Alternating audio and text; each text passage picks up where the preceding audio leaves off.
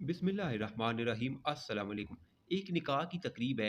हक महर के 5 से 8 लाख मुकर्रर करने की बात हो रही है और साथ 5 तोले सोना। सुसर अपने दामाद को साथ वाली कुर्सी पर बुलाता है, सरगोशी में पूछता है, बेटा आप कितना महर आसानी से दे सकते हैं?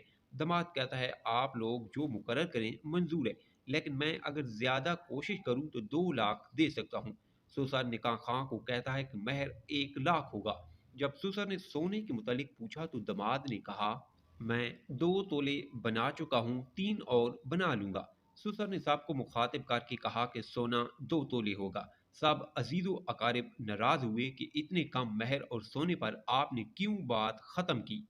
सुसर ने कहा, आज अगर मैं इस शख्स को जो भी डिमांड करूं तो मजबूरन ये पूरा करेगा, लेकिन बाद में ये मेरी बेटी को जो पूरी रोटी देगा उसको आधी कर देगा। वजह यह है कि लोगों से कर्जे लेकर ये डिमांड पूरी कर रहा होगा। मैं चाहता हूं मेरी बेटी बाद में आराम से और खुशी से रहे। इस शादी के 15 साल हो गए। वो दामाद अपनी बीवी का ख्याल रखता है और सुसर की खुद से ज्यादा इज्जत करता है।